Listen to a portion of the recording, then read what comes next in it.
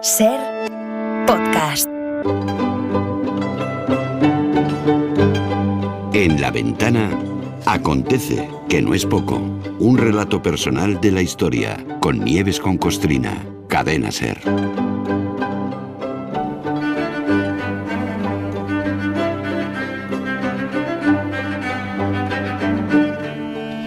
Nieves, ¿qué tal? Buenas tardes. Buenas tardes, Rafa. Oye, fíjate que yo con esto de las noticias falsas, las fake news, ¿no? Siempre digo que no es un invento reciente, que hace mucho que existen. Y claro, yo siempre me acuerdo de, el ejemplo que aquí has contado tú alguna vez, la Guerra de Cuba, 1898, el hundimiento del Maine, que se hundió en la bahía de La Habana por un accidente, pero que la prensa de Estados Unidos usó aquello para lanzar la guerra, ¿no? Sí. Contra España. Y hablando de un ataque, lo de hoy es incluso anterior a esto de la Guerra de Cuba, pero curiosamente también es una fake news y también acaba en guerra contra España. Sí, y también muy grave. Y también grave como y aquello, poco conocida. Y poco conocida. Yo además me quedé ojiplática cuando me enteré.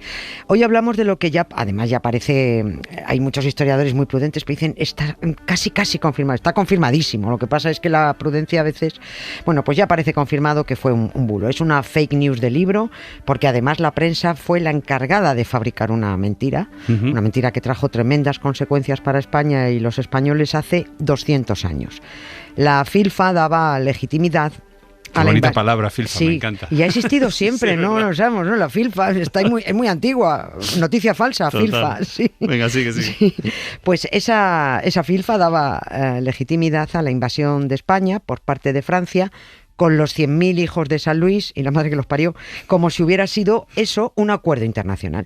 Hace poco que los historiadores, algunos, están documentando el proceso de este bulo, hasta el extremo de que alguna profesora en sus publicaciones he leído que pedía disculpas a sus antiguos alumnos de la Complutense de Madrid por haber estado difundiendo sin querer durante muchos años de docencia, pues un hecho que ya está demostrado que solo fue una falsificación. Sentía muchísimo, dice ella, haber tardado tanto en darse cuenta. Fíjate, pero pese a que hubo desmentidos de esa filfa en su momento, hace 2 siglos, triunfó, se archivó y se difundió la mentira. Porque ya sabes tú que es muy fácil engañar a la gente y casi imposible convencerla de que ha sido engañada. Claro. Hasta que un historiador estadounidense descubrió en 1935 el engaño, la fake news. La historia oficial decía que el 22 de noviembre de 1822, representantes de las monarquías cristianas de Austria, Rusia, Prusia y Francia, reunidos en un congreso en la ciudad de Verona, firmaron un tratado secreto por el que se le encomendaba a Francia la intervención en España para restaurar el absolutismo del Mastuerzo, Fernando VII, y acabar con la Constitución de 1812 y, por supuesto, con el gobierno liberal. Claro. Pero ese tratado no existe. Nunca se firmó. Toma ya. Así que a ver cómo desenmarañamos esto. A ver.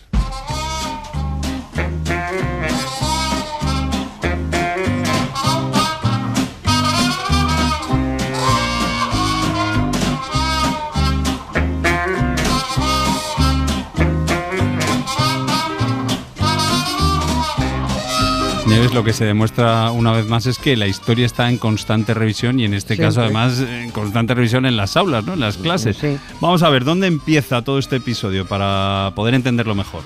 Nos vamos a ir unos 7 años atrás, más o menos. Vámonos primero al Congreso de Viena de 1815. Vale. Fue el año de la derrota definitiva de Napoleón. Waterloo.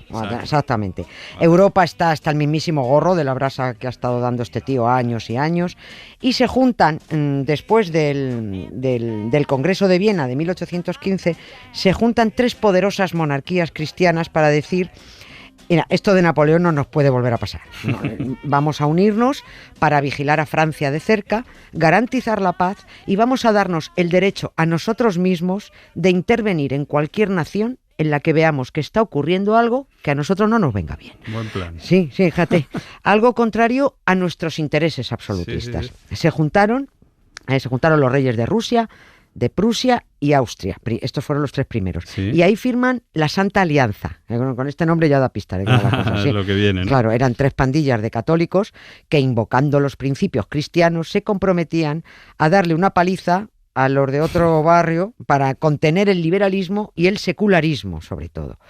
Pasado un tiempo, cuando la monarquía ya se recolocó en Francia, el rey francés Luis XVIII se sumó a esta Santa Alianza. Pero a ver, Nieves, ya en 4. con Napoleón ya fuera del escenario político, ¿de qué tenían miedo? ¿Qué les preocupaba tanto para hacer una Santa Alianza como esta? Estaban aterrorizados. Les preocupaba el liberalismo, les preocupaban los derechos del ciudadano, la Ilustración, la libertad de imprenta y la libertad de expresión.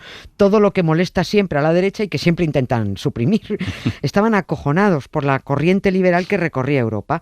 Habíamos tenido una revolución francesa, España estaba en pleno progreso con un gobierno liberal y una constitución modernísima en aquel entonces, claro, con los intelectuales progresistas europeos dando la turra ahí con la Ilustración.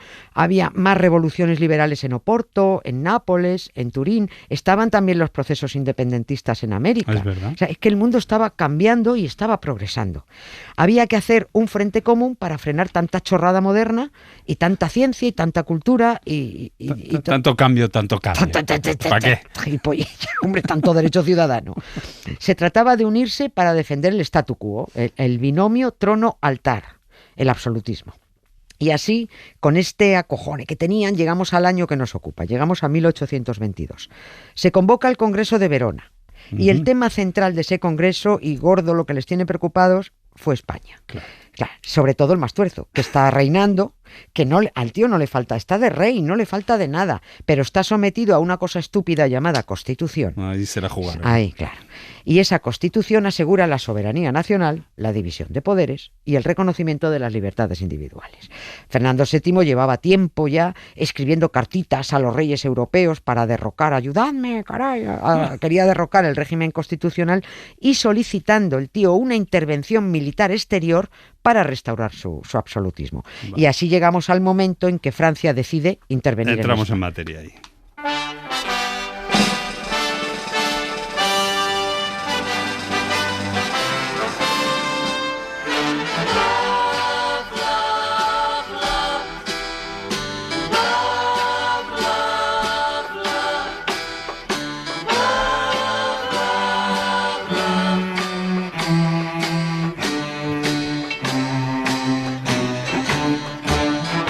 Entonces, España protagonizando como asunto central ese Congreso de Verona y la decisión que sale de ese Congreso, la decisión de intervenir, ¿es cosa de todos los países? ¿Cómo se llega a esa decisión? Eso es lo que se ha creído durante más de un siglo. Vale. Que en Verona se firmó un tratado secreto por el que se le encargaba a Francia que invadiera España en auxilio del más tuerzo, amparándose, y ahora leo, en que el sistema de gobierno representativo es tan incompatible con el principio monárquico como la soberanía del pueblo es opuesta al principio de derecho divino. Tela. Y que los soberanos de las naciones firmantes, vuelvo a leer, ¿sí?, se obligan a emplear todos sus medios y unir todos sus esfuerzos para destruir el sistema de gobierno representativo de cualquier estado de Europa donde exista y para evitar que se introduzca en los estados donde no se conoce. Bueno, una declaración de intenciones alucinante. Sí. Y clara, vamos. Vamos, pero además esto dicho así con todo su morro, con todo su miedo. papo. Sí. Ese presunto respaldo internacional, ese texto presuntamente secreto que se añadió presuntamente como anexo al tratado firmado por la Santa Alianza, cuando hemos dicho 7 años antes, 1815. Eso era una fabricación, era un Esta invento. es la fake news. Eso es un invento, es un invento. No existió tal acuerdo, no se firmó nada. Pero los bulos que empezaron a soltar desde determinada prensa, calentando el ambiente para la invasión, dando por hecho que sí había un acuerdo oficial internacional, esto mosquea al gobierno liberal británico y a la prensa liberal británica también, que dijeron, oye, un momento, ¿esto cómo es? Vaya historia. Sí, ¿cómo que hay un acuerdo para que Francia intervenga en España para derribar el gobierno constitucional? ¿Quién dice eso? ¿Esto de dónde ha salido? Y hay un periódico de Londres, el Morning Chronicle, que era, pues para entendernos, era el ABC o el OK Diario de la época. O sea, eran eso, buleros. Inventándose estos, el Morning Chronicle se inventa información como que había tropas rusas concentrándose en Francia, abro comillas, de acuerdo con los compromisos de Verona, y que esas tropas están dispuestas a entrar en España. era mentira. Todo mentira. Ni un soldado ruso, ni mucho menos había tropas rusas. Y ese tipo de prensa siguió animando el cotarro, insistiendo en que esa intervención prevista no era una decisión unilateral de Francia, sino un acuerdo de cuatro, claro, eran 4 potencias. Esto era muy burdo, pero fueron con ello. Claro, y en esa época no había como hay ahora un maldito bulo o alguien, una empresa de verificación, ¿no? No había nadie que pudiera desmentir que de verdad había un acuerdo, ¿no? Para invadir nada. Sí, no funcionan ni ahora, van a funcionar antes. Sí. A ver, hubo desmentidos. En Londres, ¿Algo hubo? Sí. Vale. En Londres varios diplomáticos desmentían la existencia de ese acuerdo. Pero claro, como se supone que era secreto, tal y como está recogido en su preámbulo, que el preámbulo es fake también, claro, todo el mundo entendía pues que no podían admitir, que lo negaban porque no podían reconocerlo. Claro, no podían admitir su existencia. Ya cuando se inició la invasión, cuando los 100.000 hijos cruzaron los Pirineos y para reforzar la mentira, se fabricó otra noticia falsa. Ahí es cuando se publica el texto del supuesto acuerdo firmado.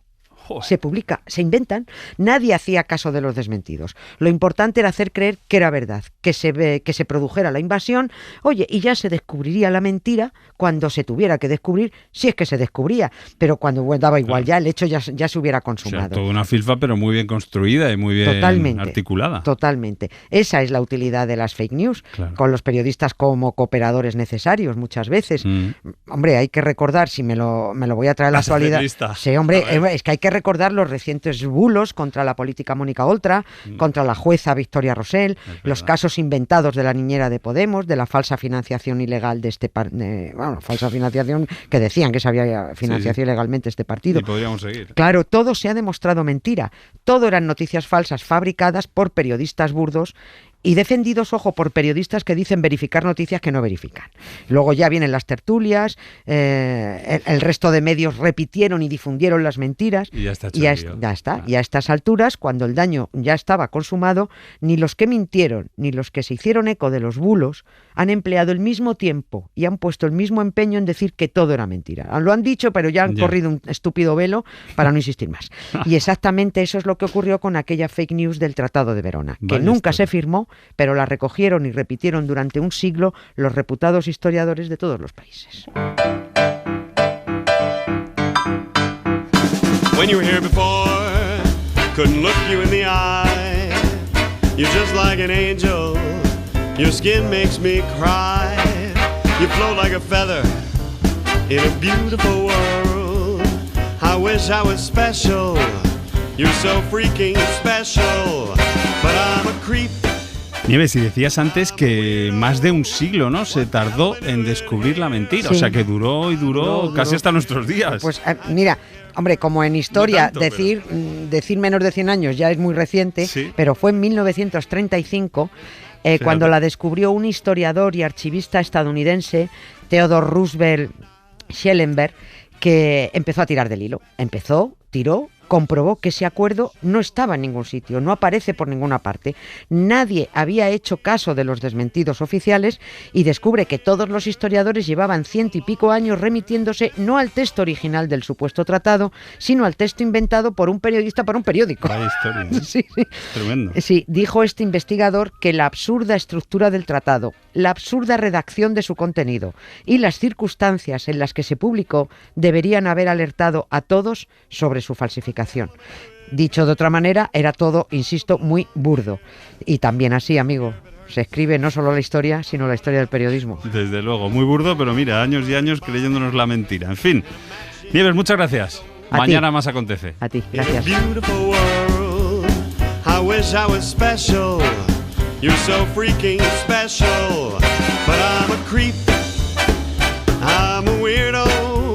What the hell am I doing here?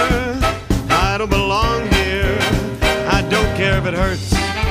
I want to have control. I want a perfect body and a matching soul. I want you to notice when I'm not here. You're so freaking special. I wish I was special, but I'm a creep. I'm a weirdo. What the heck am I doing here? I don't belong here. Whistle solo.